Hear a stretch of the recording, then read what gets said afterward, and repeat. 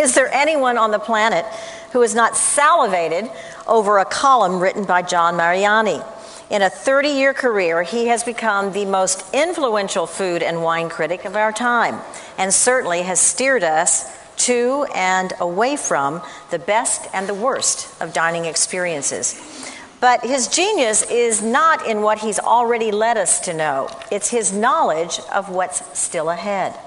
What delicious experiences do we have to look forward to in the future? John Mariani is going to appeal to our taste buds. So come on out, John Mariani. Thank you very, very much. It's good to be back in Houston, which is one of the great restaurant towns in America. Which I have been saying, quite frankly, for 30 years, because I do come here at least once a year, so I know that happens to be true.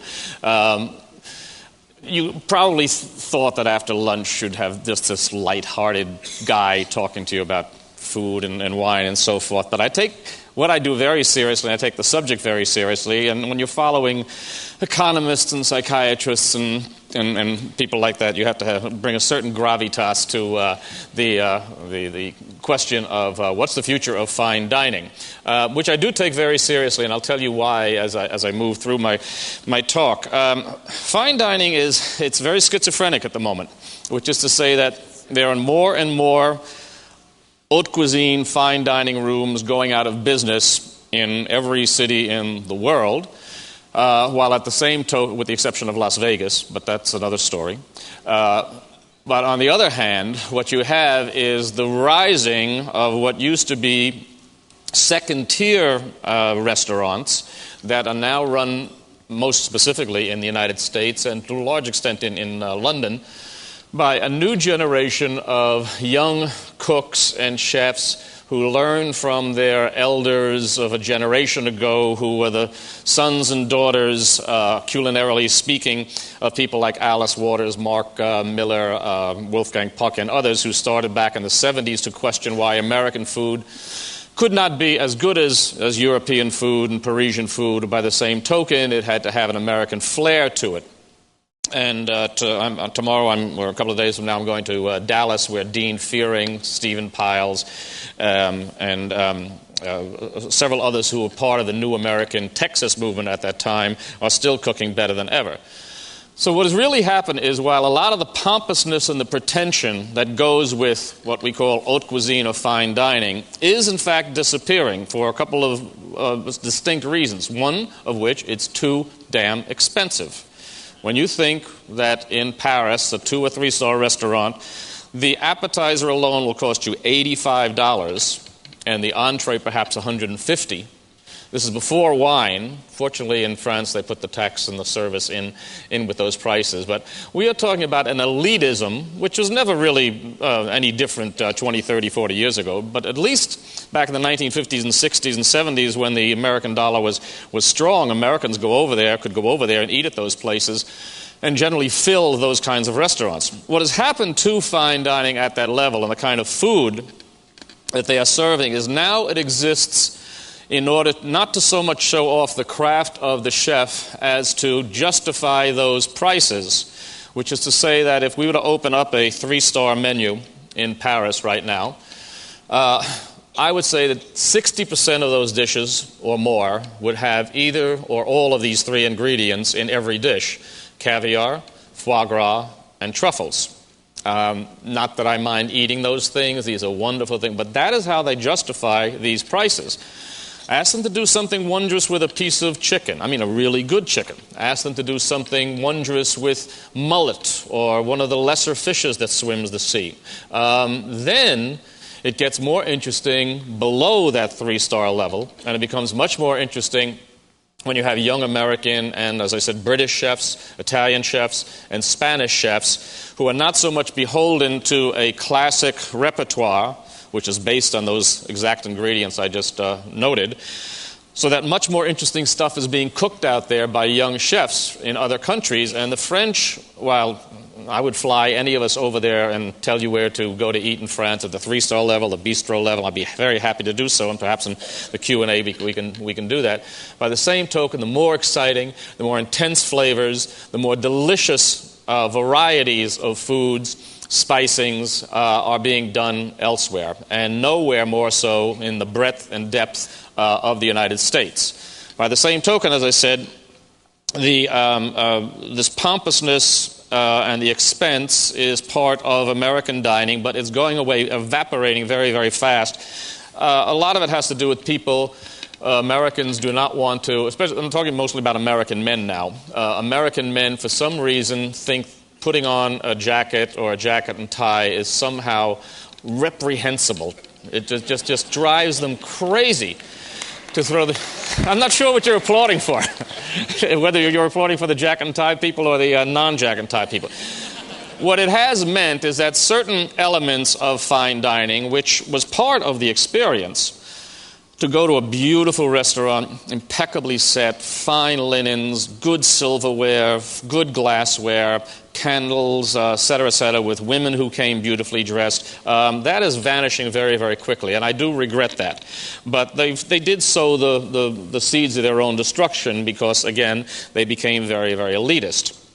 The transformation then to casual has meant that some very good restaurants where you will pay a very high dollar at this point is probably not even going to have a tablecloth at all. This was said to be a design statement 3 or 4 years ago, but what it really is, they're too cheap to pay for the linens, which can mount up considerably at the end of the month. That's a fact of the matter. And when they say to me, well, we don't want to be fancy, I said, when did a tablecloth become fancy? I could take you to a Chinese restaurant in Chinatown or any trattoria in Sicily or Naples, and they have tablecloths on there. Why not? If you're going to do that, well, what do you need fancy glassware for? Why don't you just have jelly jars or something? And yet, you'll be paying $30 to $40 for that same amount of food. In fact, if we go to any of the 10,000 steakhouses within 5 miles of us, where we sit here in Houston, as mostly gentlemen know, you will happily pay $45 for a steak with no potatoes, no vegetables, no nothing.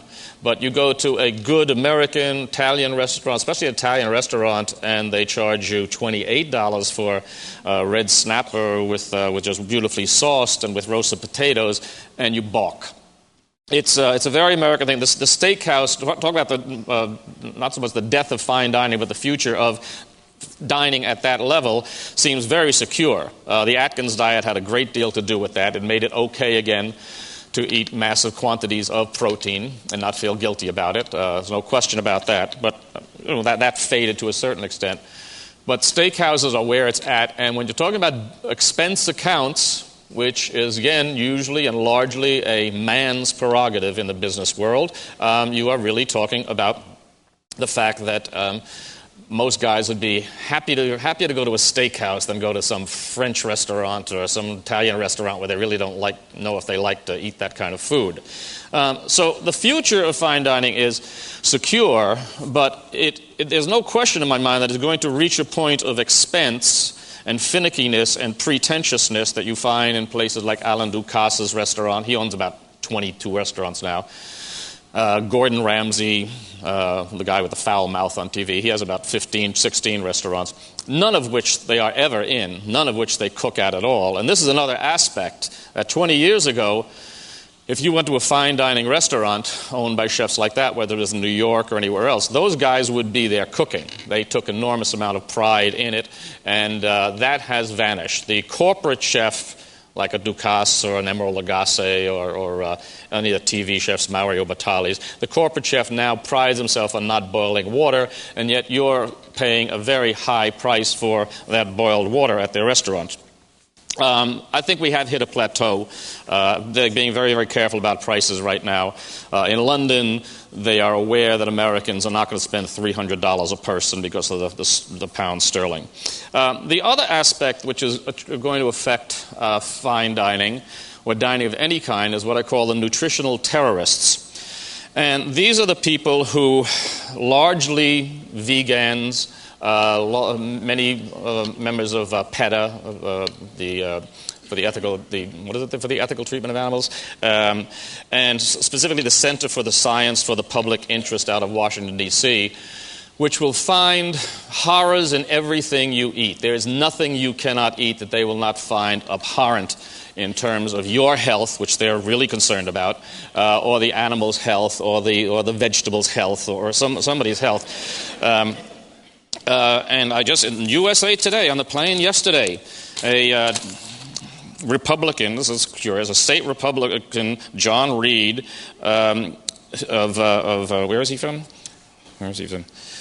Republican of Mississippi, supposedly the most obese state in the Union. He put forth a bill, proposed legislation in Mississippi that would prohibit restaurants from serving obese customers. No one took him up on that, thank God, but I can see that coming. Foie gras has been banned by Arnold, I never took steroids, Schwarzenegger in California. In Chicago, the service of it or the selling of it is banned, but you can give it away at a restaurant. They've tried in New York, it failed. They've tried in Pennsylvania, it failed. I have been to, I'm not going to go into a whole dithyramb about foie gras, but I've been to a foie gras farm. I've seen that these animals are in fact treated much better than your average poultry or cattle, much better. And if you don't want to eat foie gras, do not eat foie gras, but don't accuse them of nailing their little webbed feet to the floor and jamming things down their throat and giving them ulcers. It ain't true. It is not true. And I'm not a supporter of the foie gras industry per se. I just went, as a journalist, I just went to see it. But we are having all of this legislation, this big brotherism that is trying to take away much that is the joy of dining out in the first place. I'm not saying it's out of jealousy, because a lot of these people are very wealthy themselves, but they don't want you to have a very good time. And the importance, and why I say that dining is serious and the future of dining is under attack, as I say, because you know the people who go to those restaurants, they're all just a bunch of fat cats. They're probably obese fat cats or celebrities, and everybody else should be eating at Chili's or something like that, except that then you have the legislators who don't want people eating at Chili's because that'll make them too fat and stuff. So fine dining is under attack, and it's no longer the pleasure that it once was. So when 9/11 happened, that night I had a very difficult time deciding whether I should proceed out to dinner to a restaurant. I had to cover for an article. It didn't seem like a real great idea that night. And psychologically, I had no desire to go out, but professionally I felt bound to do so. And then I remember the story of Winston Churchill when they came to him and they told him that the Germans had just completely destroyed the city of Coventry. And he says, let's have lunch. And they said, we tell you they just destroyed the whole city of Coventry. You want to have lunch? And he says, everything looks better after lunch. And in that room, he was not trying to be flippant at all. What was serious about that is, let's get our act together, let's settle down, good meal, little wine, in his case, a lot of wine, a lot of cognac, had an effect of settling everything down. All right, and then let's cogitate about what we're going to do. Now, that sentiment has always carried a lot of weight with me, not only because sitting down to a meal requires the harried mind to refocus attention on a human ritual, which is ancient and important, but because it truly helps to return to a normal need. So after hearing a tragedy, what happens? You lose your appetite. Eating may be the last thing on your mind, and dining out seems downright frivolous. But to restore one's appetite, as any doctor will tell you, is to restore one's strength. Oh, he's eating again. His appetite's come back. Oh, that's a good thing. As anyone who's been long sick knows. Now, as a food and travel writer, what I do for a living may seem a little odd. T.S. Eliot says he measures his life out in coffee spoons, and I kind of measure it out. I measure my life out in tiramisu and things like that. But whenever I think of it as ephemeral to the great issues of the day, I'm reminded of a scene in the play based on the Diary of Anne Frank, which is also in the movie, in which the family, which has been isolated for months in an attic, but still believing they will soon be free, they start to fantasize about the first thing they're going to do when they get out. And Anne says she wants to go to a dance. The teenage boy wants to go to a movie, wants to see a Western movie. And the adults all start remembering and dreaming of a wonderful pastry shop, a good stew, a romantic restaurant with thick linens and fine wines. None, not one, says the first thing we do when we get out of here is to change the political structure of Europe. that's not what's on their minds, because the sea made me realize not only the deprivation takes away freedoms of movement, but also access to the most wonderful sights and sounds and tastes of life, the very things we live for, until they're taken away from us. Every human being on earth who has ever gone hungry thinks first of survival, then of doing something seemingly superficial, going to a dance, a Western movie, visit to a restaurant. For when all goes well, and you've heard today from doctors and economists and psychiatrists and people from high tech, but when all goes well, and when the doctor has cut out the cancer in your body, and when your debt is retired, and when the debris is cleared away, returning to normal means returning to those things that makes life worth living. Now, during World War II, director Frank Capra made a series of very powerful propaganda films entitled Why We Fight.